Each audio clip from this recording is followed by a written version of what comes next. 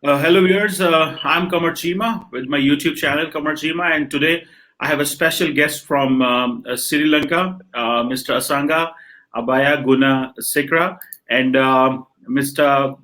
Asanga is an academic, Sri Lankan academic, and he has written and spoken a lot on geopolitics and foreign policy.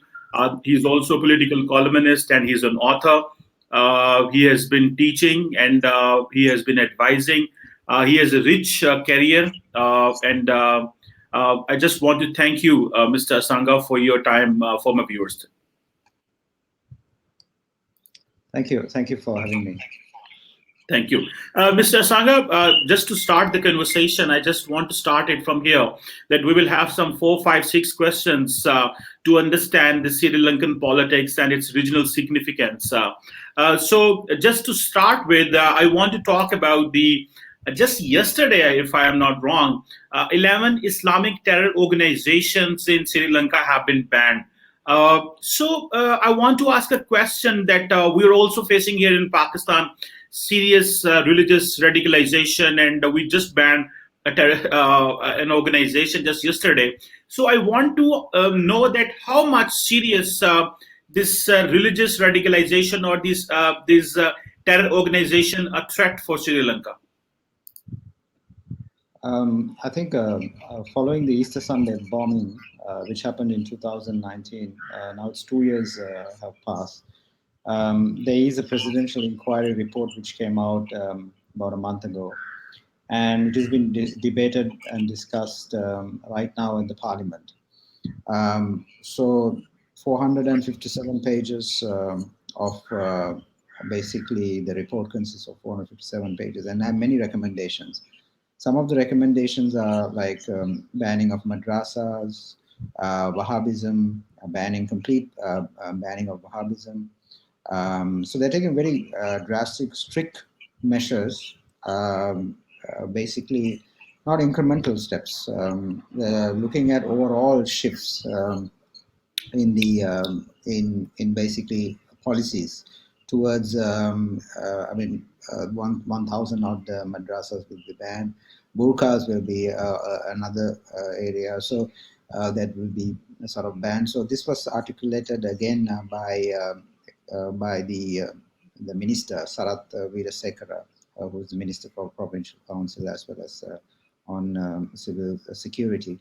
So it's that they're not, the government is not taking incremental steps, which I recommend doing basically, but they're taking complete. They're shutting it off as well as.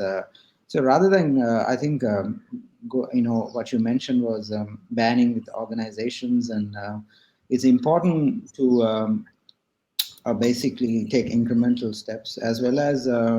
On madrasas, on basically regularizing or the madrasas is really important, and so they're not taking. The overall step what they're proposing, some of the recommendations, such as national defense. A country requires a national defense policy, which is a very good recommendation. But it again, there's a question because there is already a national defense policy. Sri Lanka has a national defense policy, which was approved by the cabinet in 2019 September. So, what is the committee recommending another national defense policy? So, I think the overall the recommendations, if you take it, they're taking a very strict measure. But Sri Lanka doesn't want to, follow.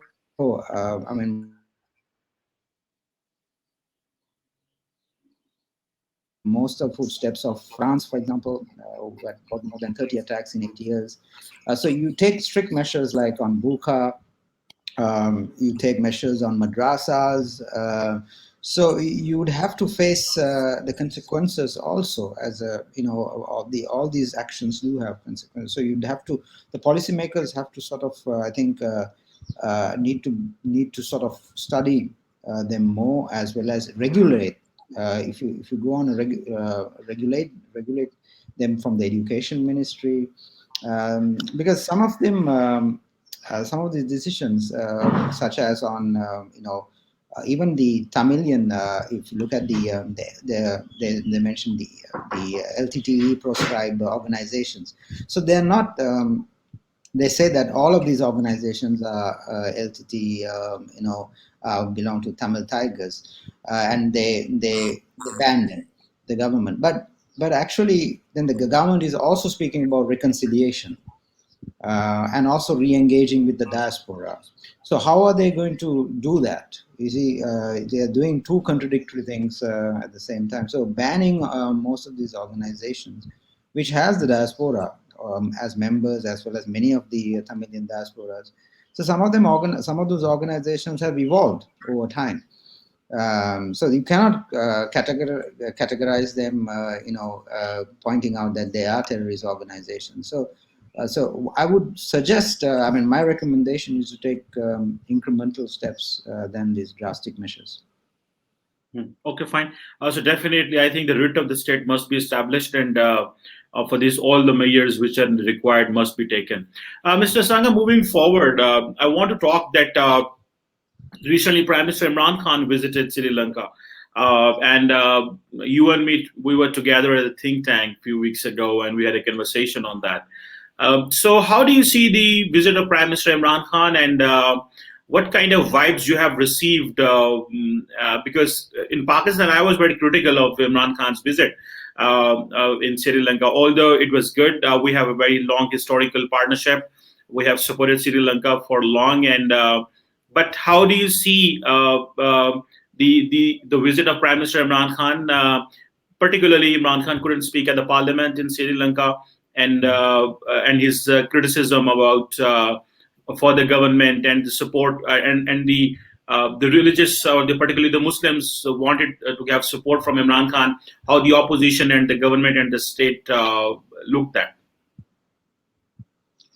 Well, the visit, I would say, somewhat a success, because Sri Lanka, soon after the visit, they stopped the forced cremation, and the government basically announced it that they will not, cremate the Muslims.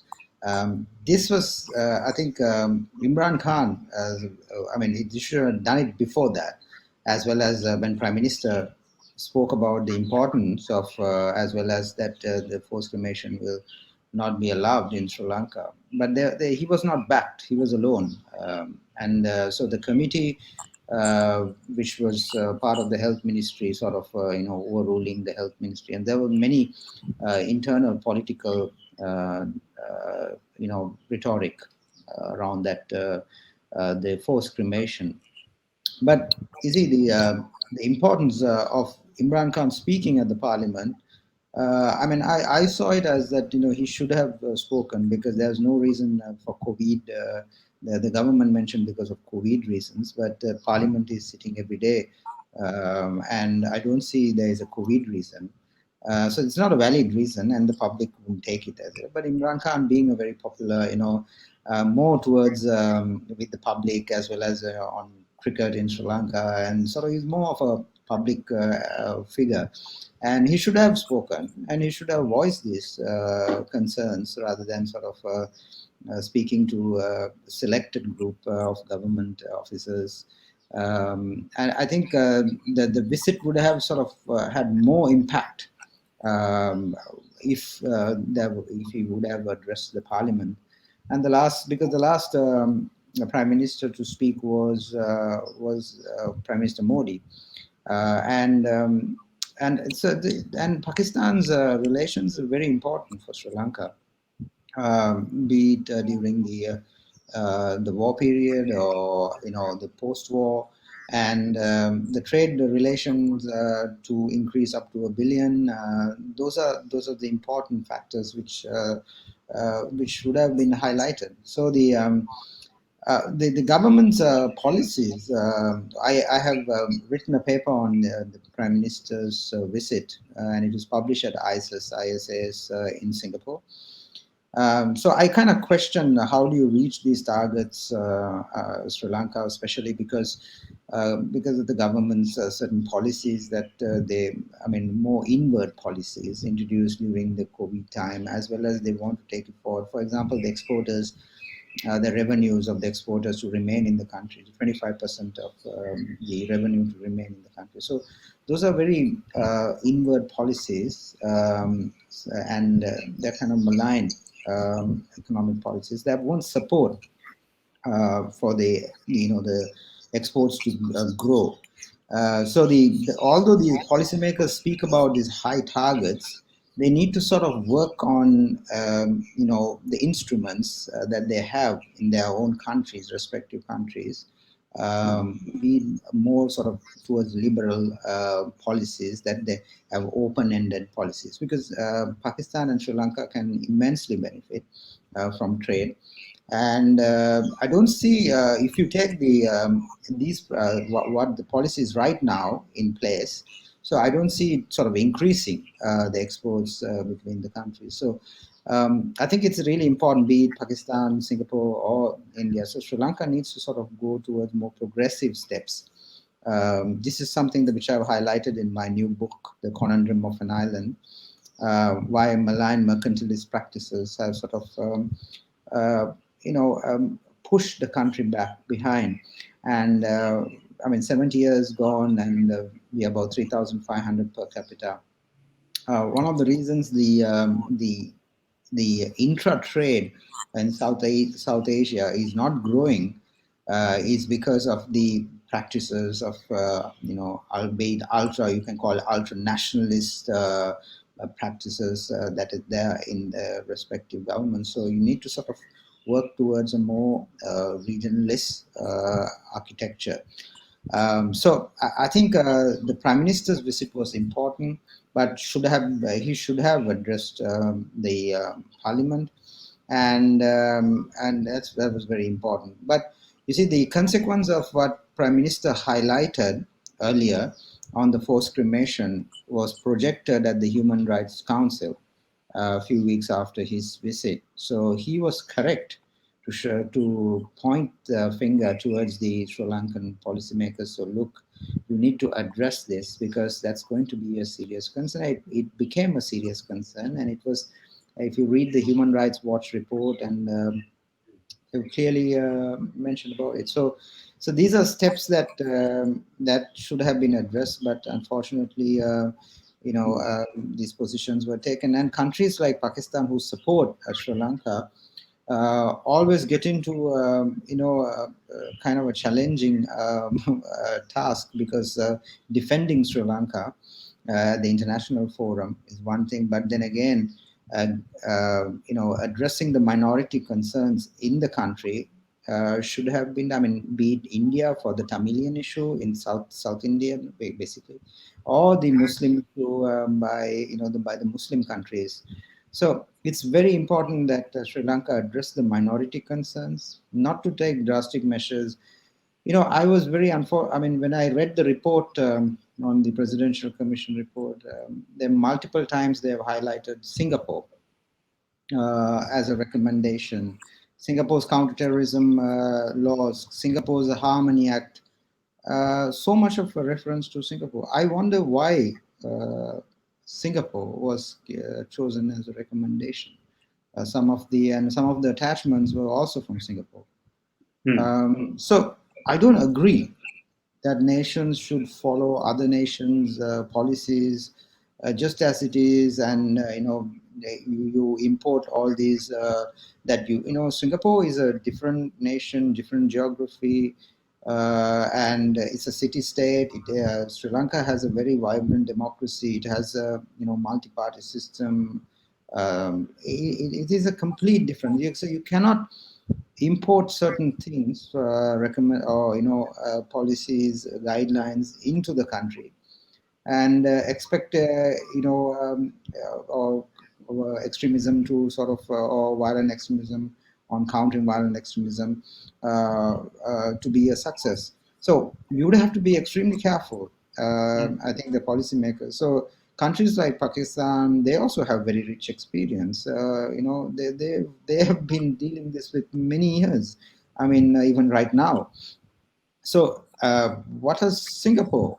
I mean, I don't try to. I mean, I'm not saying that the Harmony Act has given bad results to Singapore. What I'm saying is, although it has given good results to that particular country, the context is different.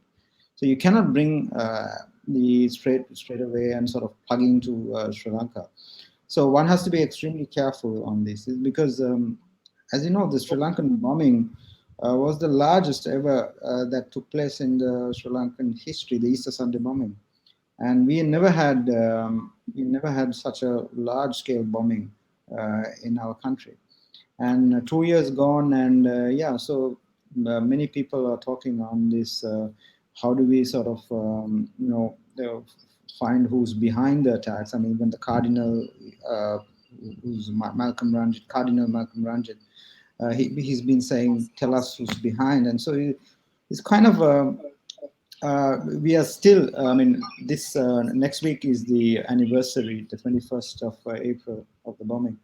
So there is more we can learn on counterterrorism, on many things from other Asian, South Asian countries. I think Sri Lanka should focus on that direction, because, as counterterrorism mechanisms has to be strengthened regionally, and it should have, I think, more sort of vibrant on sharing intelligence, sharing so many information. So that's really important. Yeah, so the visit, I would say, partially a success, but should have it should have been, I mean, into a much more scaled up, as well as Okay, to a high level. okay, fine. Just moving forward, I want to take you, Mr. Sangha, to the question of India-Sri Lanka relations. And I was just looking at how Sri Lanka has started taking, giving India importance. Although recently I was saying that your foreign secretary, I think he's a former naval chief, and he gave a statement, and India has it. Sri Lanka has a statement of India first approach, and which means that we are not going to harm the Indian interest in Sri Lanka. So, how do you see this the Indian pressure on Sri Lanka, particularly not voting for Sri Lanka on the human rights, and otherwise complaining about the Chinese influence? And how do you see this India Sri Lanka partnership? Is it something really important for you that you can't annoy India, or what is there, or what kind of influence the Indians have in Sri Lanka? Well, the India-Sri Lanka relationship, I mean, it's been a very rich relationship from the ancient history. So you cannot, take into the present context, the few years, whatever the decisions that we take. So you'd have to take a longer horizon when you calculate the Indian relationship. So, for example, the Tamilian issue, I look at it saying it's, I mean, my previous book, which is the Sri Lanka at Crossroads, I highlight the Kaveri Delta effect. I call it the rich Tamilian the effect to the nation, and so as well as the rich the Tamilian civilizational impact. So you'd have to take in the historical, the relations between the subcontinent, and it's really important that you look at it in that scale. So when you do that, Sri Lanka has been a non-aligned country, starting, I mean, pre-independence, just like India, and been working together at many international forums to spread the words of non-alignment. I mean, with the Prime Minister Nehru, as well as many other leaders. So be it Sirimavo Bandaranaike, the first woman Prime Minister. So Sri Lanka has played a pivotal role when you look at it on non-aligned values, to sort of sustain the non-aligned the policy. And now right now, in the present context, what the subsequent governments have been doing was that they take this non-aligned concept and they bring it to their election manifesto, saying they would use a balanced foreign policy. But Mahinda Rajapaksa, back in 2005, in his election manifesto, clearly mentioned he will follow a non-aligned foreign policy. So you and Sirisena, after that, President Maithripala Sirisena, he said that it will be balanced and Asia-centric foreign policy.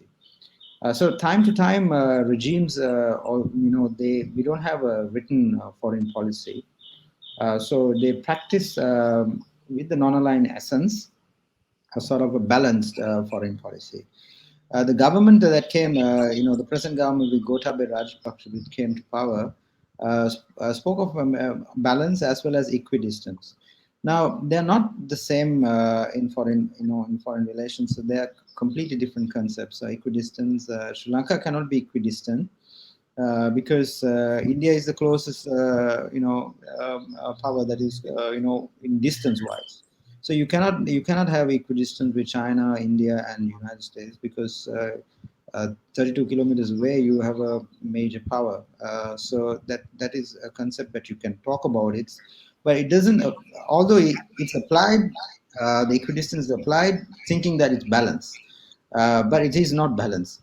So the balanced foreign policy, which President Gotabaya mentioned, is that he would balance between the powers of China, US, and India mainly. And so the spheres of influence, the degree of spheres of influence, if you look at it, India is of course it's right next to the geographically position, and it has the highest influence to the northern province as well as to the entire country. Next is the Chinese influence. So the growing Chinese footprint in the island, starting from Rajapaksa regime, has been a serious concern for many countries, including India. So what the present regime, unfortunately, although they say they're balancing, but they have not been balancing because they've been shifting towards China. If you look at why I say that, is if you take agreement to agreement, so starting from the Millennium Challenge Corporation, a grant of 470 million US grant, again was rejected by the government. And then you have the Japanese, the LRT, the train, so basically the project that is being again shelved. So then you have also the security agreements, which is the SOFA and the AXA, the status of force agreement, as well as the cross exchange agreement. So both of them have been, the government has rejected the US agreements. So as well as the East Container Terminal, which was the Indian, was signed by the previous government, a tripartite agreement with Japan, India, and Sri Lanka. So the present government decided not to give and moved them to the Western Container Terminal. And I don't hear anything on that, although the government decided to give to the West. But the person who wants to invest should be interested to go to the Western Container Terminal. So if you analyze all of these events, you see a significant shift of the policy, not on balancing, but on more towards bandwagoning with China. And a country like Sri Lanka cannot afford to do that. And the moment you do that, you lose the internal stability. True. And this is part of my book, which I bring in the discussion, how Sri Lanka lost the internal stability. And it's really important to know that. True. Next very important question, which is of concern for the entire region, is the growing importance of Indo Pacific. So, Mr. Asanga, how do you see and how do you place Indo Pacific the increasing position importance of Indo-Pacific, and how do you place Sri Lanka here, and particularly how Sri Lanka can balance the Chinese and particularly this Quad, and then is Asian NATO is coming, and then D10 enlargement of D10. So many things are happening in Indo-Pacific, and new global realignment is happening, just like we had seen in the transatlantic partnership back 60 70 years ago. So Sri Lanka is getting very much importance. So where do you place yourself, and what are the challenges? Well, Sri Lanka has been projected by many analysts saying that Sri Lanka is part of this triangular surrounding strategy, which Sri Lanka at the south, then Pakistan, CPEC at the one corner, and then the Myanmar Economic Corridor in the one corner. So India sees it as a significant security threat, the surround by the Chinese influence, growing Chinese influence. In this equation, countries like Sri Lanka and Pakistan are with both, I believe, with BRI as well as Indo-Pacific. India is only with the Indo-Pacific and not with the BRI.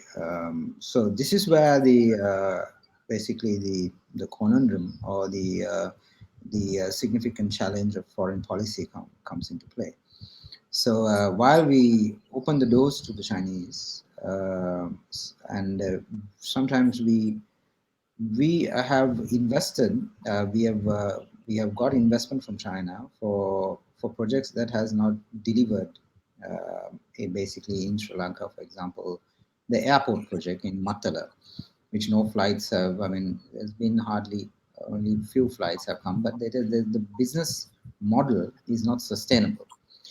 So certain projects, there is a question, and certain analysts to see these projects as long term, and whether they have a sort of a civilian military nexus in these, or a different kind of a strategy, are sort of important areas, because I mean observations by these analysts, because if the business models are not sustainable, so why is this investment and why are these infrastructure built? Now India, in the meantime, focuses its energy on the Indian Ocean, as well as its Prime Minister Modi's Sagar project, which I captured, in his initial book, the Modi policy, Modi doctrine, in 2006, I believe, the initial the stages of his. So the what really happened was, I think if you look at the Jaishankar's recent visit to Colombo, as well as Maldives, as well as to Mauritius. The Maldives, with the naval base operation, or the Coast Guard operation, or in Mauritius. So India is actually spreading its its security network to these island littorals, and Sri Lanka is one of the key island littorals in this the Indian Ocean. So India will not, it cannot afford to lose Sri Lanka, basically, or it's. I mean, if you look at the geostrategic importance of Sri Lanka is understood by many of these powers. So India would look at Sri Lanka and would be obviously seeing the nation losing its balance of foreign policy is a serious concern for New Delhi. And so this is, I mean, there are minilaterals that have been done. For example, the Sri Lanka, Maldives, and India on security cooperation. But such minilaterals have, it's important to have the minilaterals, but that doesn't have much weight. So in the absence of a regional security architecture, so I think, countries such as Sri Lanka would face multiple challenges.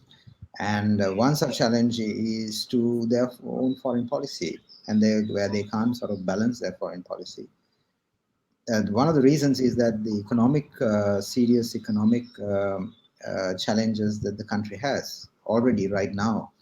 If you look at the recent loan a few days ago, 500 million loan from China. So, so Sri Lanka, although the president and even in the manifesto clearly mentioned that we will not borrow, we will not borrow from China anymore, and we will borrow for So it doesn't. It has to borrow. So the country would have to borrow as well as.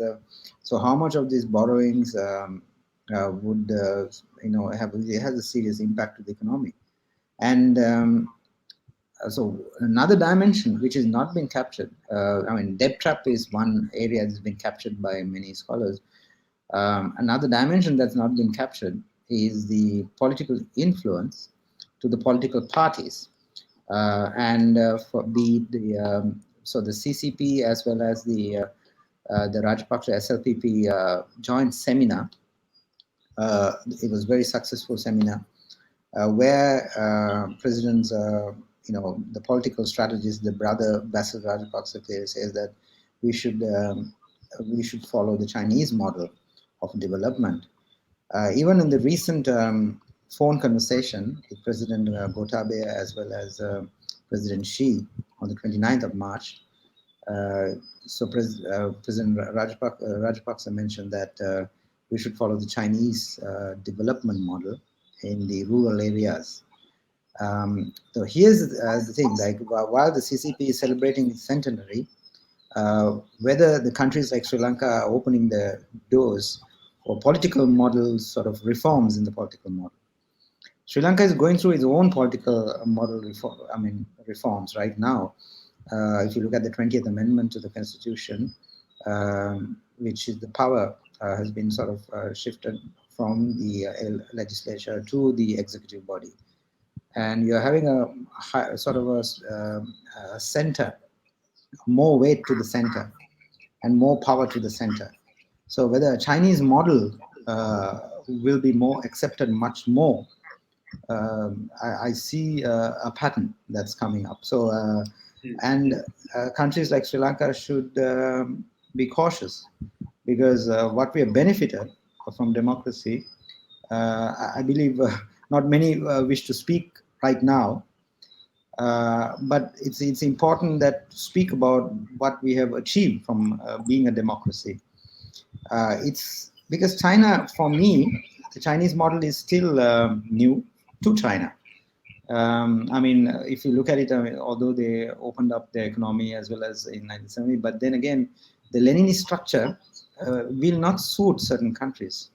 Now, see, having military officers in one particular ministry or at the board level is the Chinese model.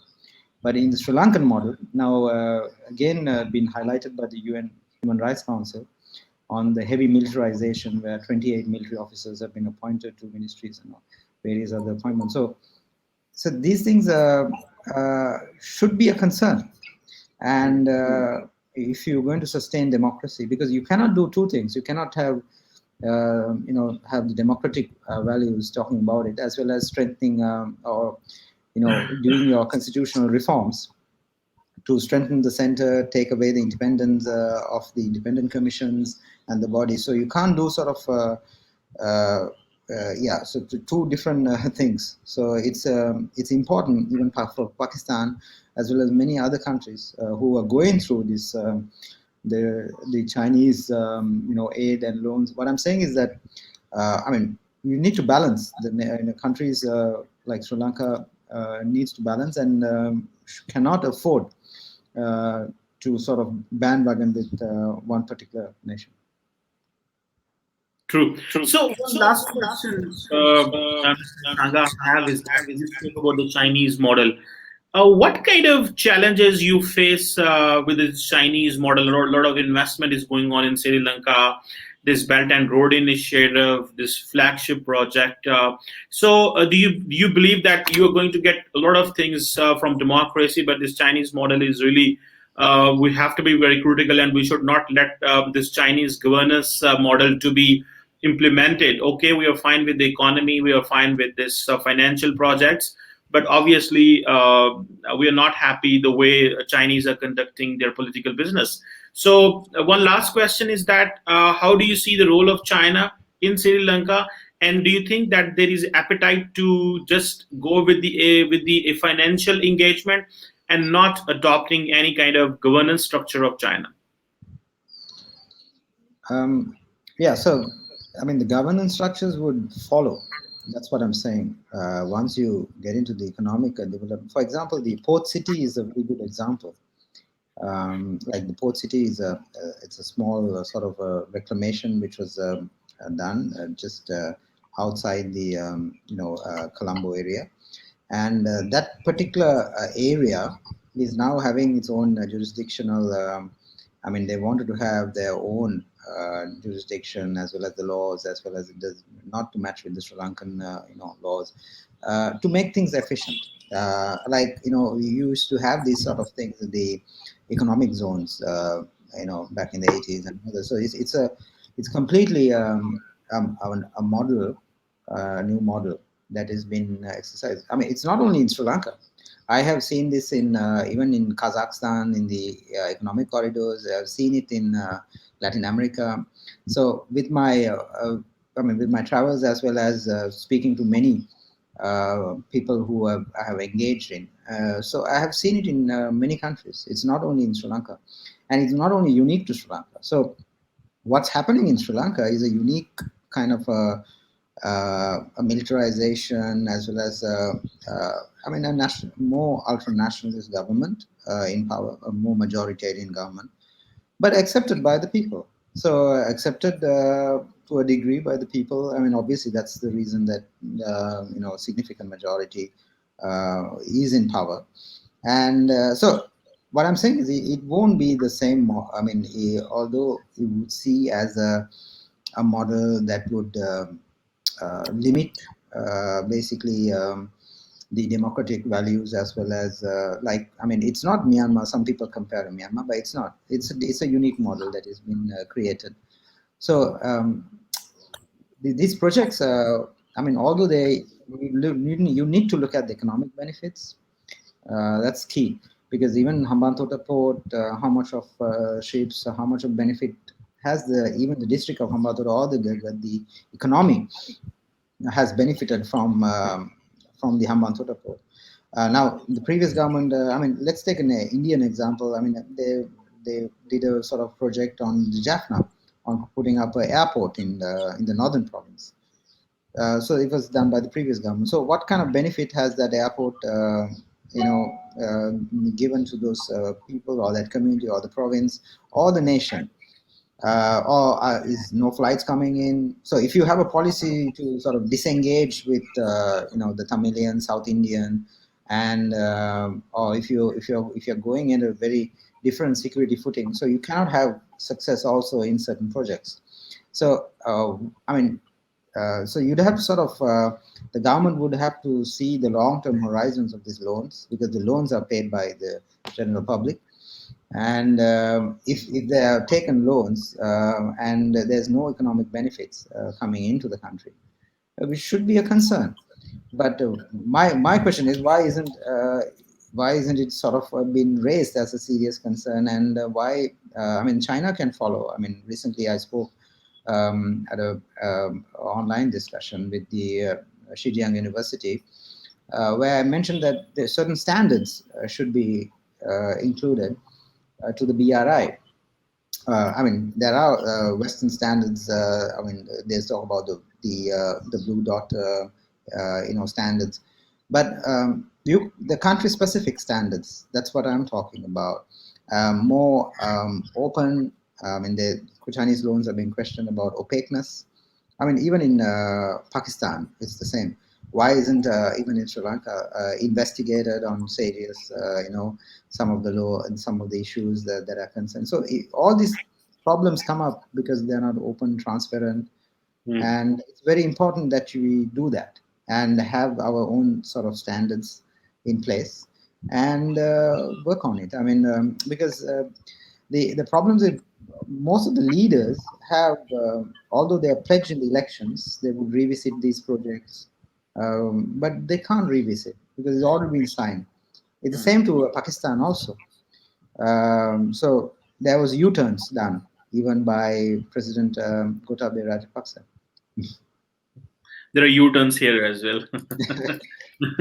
So it was a very interesting discussion, and how thoroughly you explained us the entire situation, that how Sri Lanka is shaping itself, the concerns of Sri Lankan people, and the developments.